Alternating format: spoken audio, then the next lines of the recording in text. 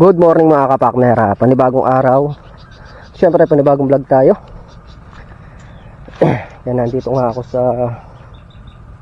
dati nating tinatamnan dito sa lugar nila Mrs. Kapakner.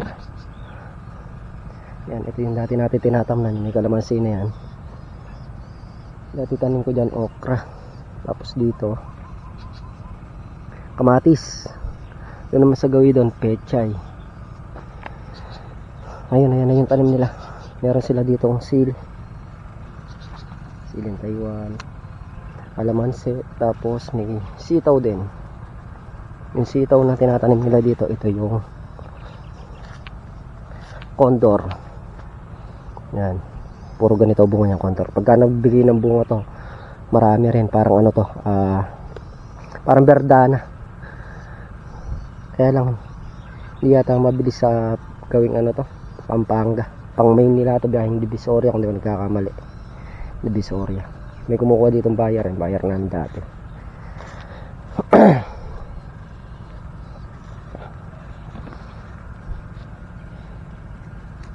May mga buka yung kalamansi nila. Ito sa mga tatay niling biyanan ko.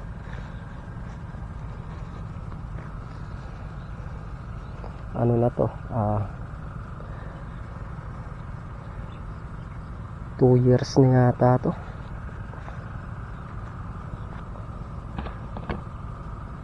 Or 3 years, parang ganun.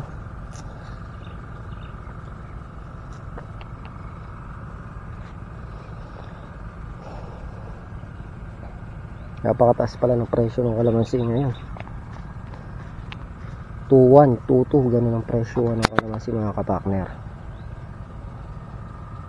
Yan, ito konti lang to bali konti lang to, mga nasa 300 puno lang to. Pero kung talagang masusupply ng pamunga to, marami din makukuha.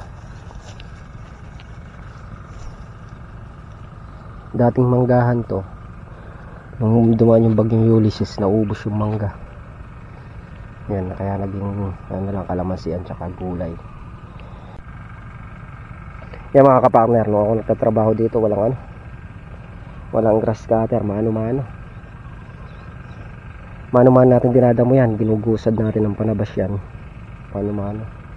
Itong luwang na to, sa may okra, pasundot-sundot na kasi trabaho ko dyan, kasi nagbiyabahe pa ako nun nadadali ko 1 linggo, pero pasundot-sundot na yung trabaho, hindi talaga puspos na maghapon.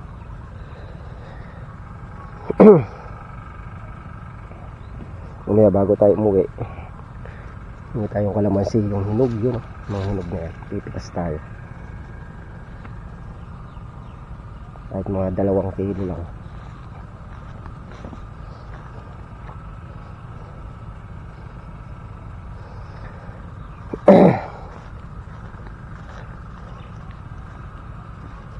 Kasi itong kabila kalamansian din, kaya lang hindi nasakop dito yan sa kabila na yan.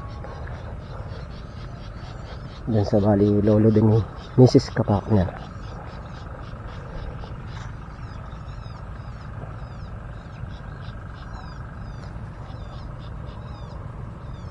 Ay mga kalamansi nila, sunod-sunod yung laki.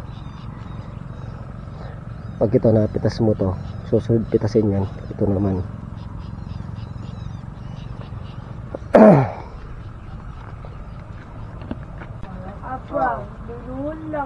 Tukan natin siya. Ano pangalan niya? Si Marites. Martes, Lunes pa lang ngayon Nakangiti si Martes. Di ba Lunes pa lang ngayon? Oh, Lunes pa lang ngayon. Sabi ko sa iyo Martes Ikaw niya kules.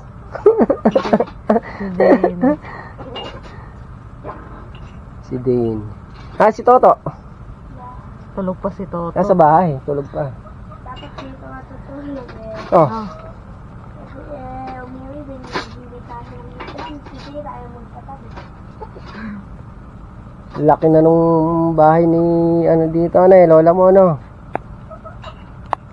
bago pa yero. Aray, mainit. Yan, magkano niyerong ganyan? Nasa 300.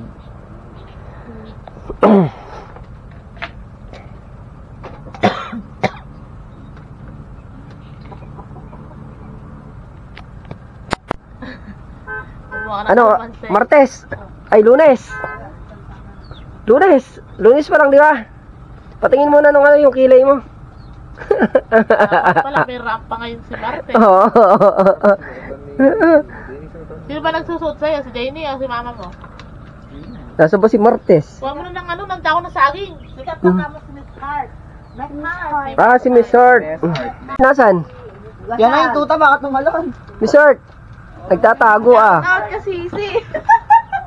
Nagtatago ah. Ah. Hoy, Miss Hart. Nako, kalalaki ng pandugsong sa kilay. Ano minyan boy? Yan o, yung blue na yan sa'yo na Miss Hart. Miss Hart. Hindi ko sila sa tayag na. Ayaw ni Miss Hart ah. Kawawa naman. Ay, nalaglag. Sa aso naman talaga yung kung. Baka mga nervous pa. Miss Hart. Open ko yung ano kaya. Wag. Ay, may bala ka. Rina, yayin mo nga si Mama Lola. Niluluto ng ano.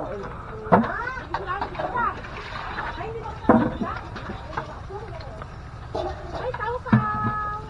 Tao, ako sabi ang tao. Malayo na natin yung Ay, di mo na. Nakatala na namin. Toto, tumatama ko sa si Jollibee. Yan ang magmamana ng negosyo ni Bati Itang. Hindi mo alam.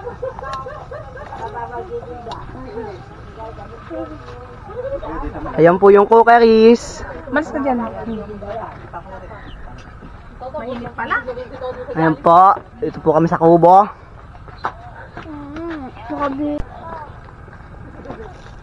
Yung mga kapartner, andito pa nga tayo sa Tumana tawag namin dito. Kuha tayo ng ano, kalamansi na dadali nila Mrs. Kapartner papuntang Mandili. Magpipiesta doon. Ito yung kalamansi ng biyanang ko. Kukuha tayo para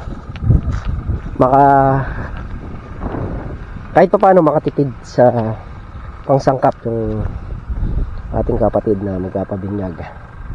Mabinyagan niya yung anak niya. Nasa ano yan eh, Candaba. Sili, meron din dito. Ayan oh. Ganda ng sili nila. Hindi kami lumusong ni Mrs. Kapartner. Bumili lang kaming gamot kanina. Sabi ko sa kanya, dumiretso na kami dito para makapasyal. Total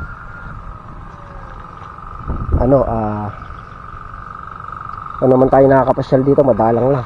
Isang beses. Isa or dalawang beses sa isang taon lang.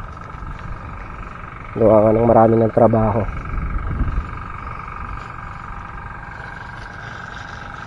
Ayan, kuha tayo. Kahit mga pang 2 kilos lang. Nagpipitas tayo ng kalamansi mga kapartner.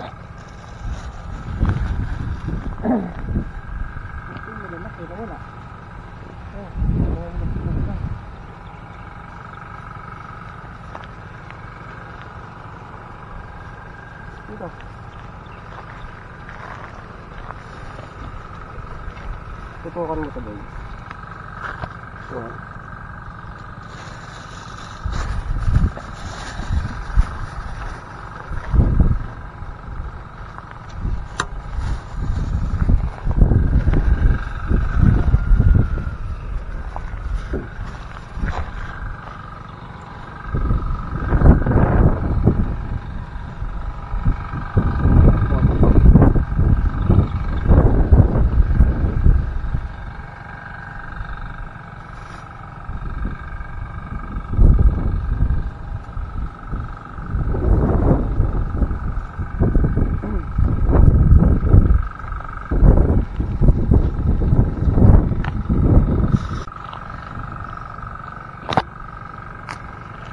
Ano ba yung patola ba sa tatay? Patolang Tagalog yan. Ha? Patolang Tagalog o yung patolang ano? Ewan ko. Ay, tigang mo na po. Ito, hinog. Saan ba yan?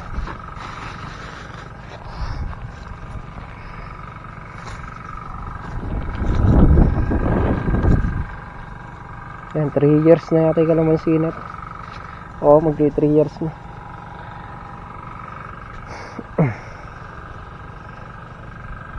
Kulang lang sa ano mga kapartner, sa pataba. Kaya ganyan, pero kung mapapatabaan yan, patubig. Ganda yan. Kamahal pa muna ng kalamansi ngayon. Ang daming bunga. Spray, pataba. Patola. Ayan o, Tagalog.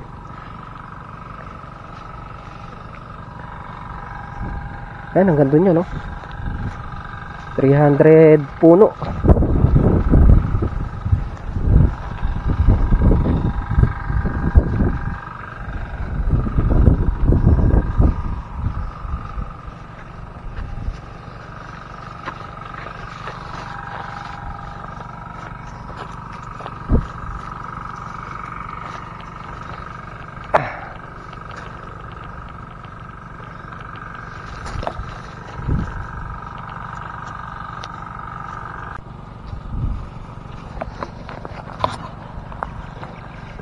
Yan, kamahal pa muna ng kalamansi ngayon mga kapakner. Dos. Nasa ano ngayon?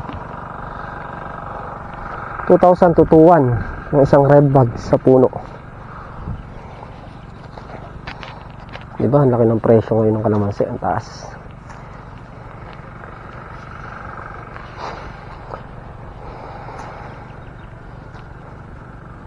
Ito kung talagang masusuplayan ng maayos sa 300 ano na to, yung 300 red bag, 200 kayang pitasin.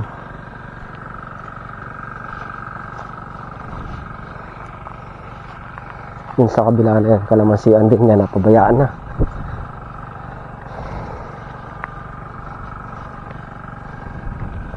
Hindi na naasikaso, tabunan na lang ng baging tapos namatay na. Okay, sinasabi ka pa. Bakit ka?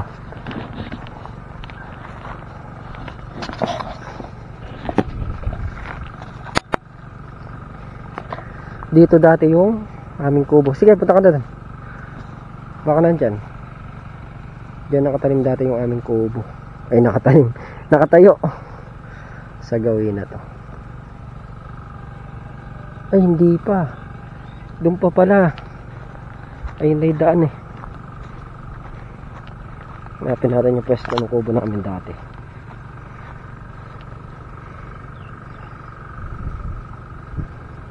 Ito dito.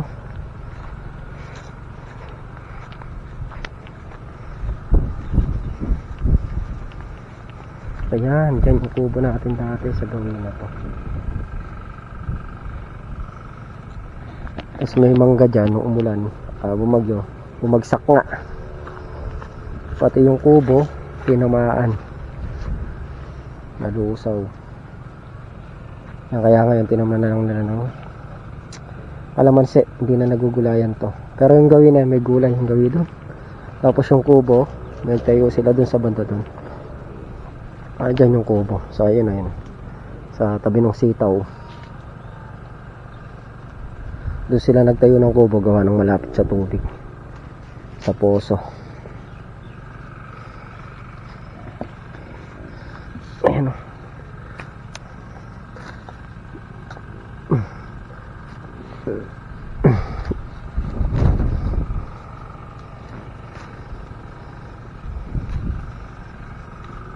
Boy, nasan?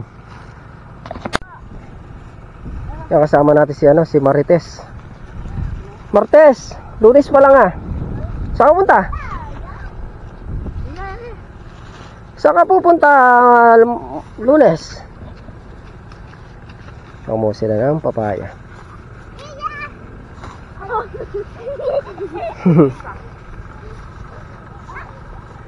Saan dadalhin niya? Karami niyan.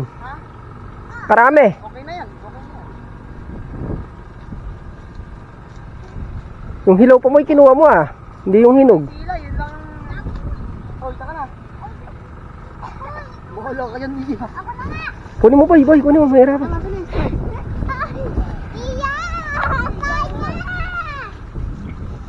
Oh, iya, tanong. Kunin nga na. Punta na tayo sa Kaya mga kapartner, kuha pa tayo. Kulang pa raw, sabi ni Mrs. kapartner. Ito yung kanilang sitaw. Yan. Ang haba din.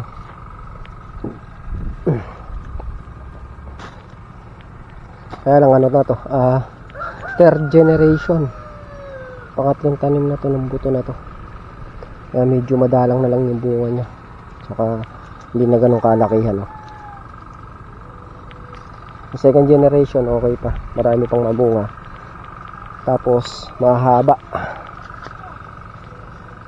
Ito yung ginagamit naming tali dito sa sitaw nun. Straw lang mga kapartner. Dahil nga pag wala ka talagang budget, itong straw lang ang binibili namin. Kasi mas mura to. Yan, yung mga straw ganyan. Pag sitaw lang naman, kaya naman yan.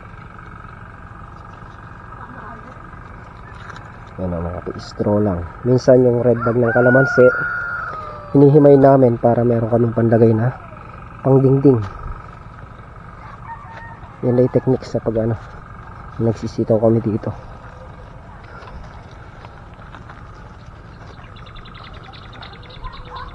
Oy, dito ka.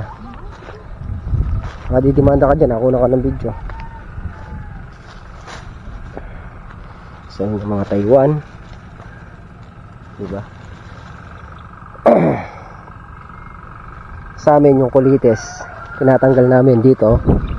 Inaano nila, tinatanim nila. Yan. Pero hindi siya katulad ng kulitis dun sa bukid, sa Lin Farm. Itong kulitis na to, ito yung walang tinik, na kinakain talaga siya. Yung kulitis na doon sa amin, ano, kulitis na lalaki yun eh.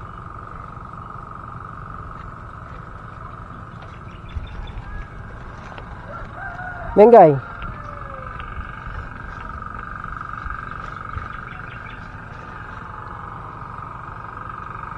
partner, at nakakuha nga ulit tayo siguro mga nasa ano to, 2 kilos.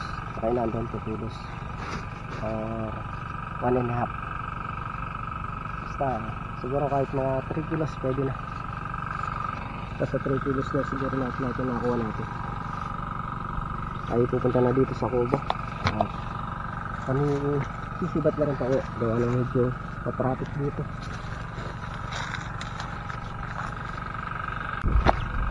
Yan yung kalamansian ng mga nanay ni Mrs. kapartner. Yan.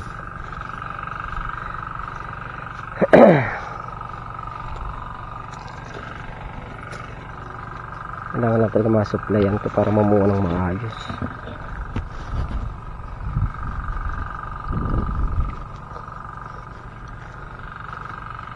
Ang daming bunga. Magliit. Kaya lang bata pa lang sila nagkakaroon na ng tusok. Gawa ng kulang sa spray. Hindi na i-sprayan. Baga nababako yung iba.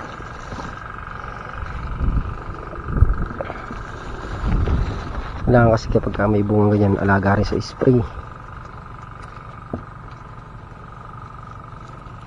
Ito, tusok. Nag-ano sila, nagbebengkong. Reject na ito mga kapartner.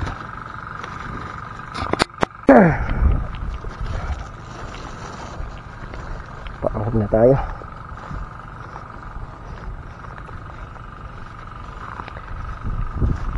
Hindi tayo nakalabas mo sa Lin Farm. Wala kami planong pumunta dito. Kumbaga, bumili lang kami gamot ni Mrs. kapartner. Tapos sabi ko, dumiretso na tayo. Mahuli tayong kalamansi. Yan yung pinakita ko na yan, yung kulitis. Hindi siya matinik.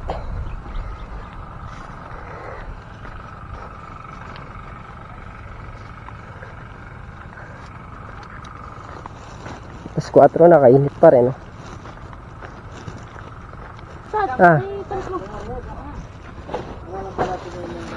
Yan o, gusto yung mga nasa yan 3-4 na kilo. Hindi nata. Yung mga kapartner, yan ay nakuha namin kalamansi. Nasa to? 4 na kilo nga. No. Paparep na lang natin para hindi siya masira.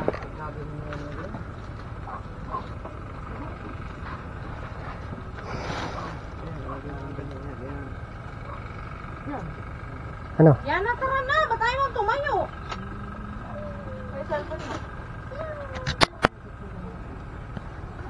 Malabat na yung ating camera. Lalagay sana natin doon sa may motor. Kaya lang, mukhang hindi naaabot. One bar na lang. Gusto mo sa araw doon sa mama mo. Yan mga kapakner, at dito na nga kami sa bahay. Bali yun nga, hindi tayo lumusong ngayon sa Lynn Farm. Gawa nga ng may sinadya kami ni Mrs. Kapakner doon sa lugar nila. May kumuha kami kalamansi, tapos may kinuha na rin kami na ano para kay Mrs. Kapakner. Na hindi tayo nakapunta. Hindi tayo nakalusong sa bukid. Yan.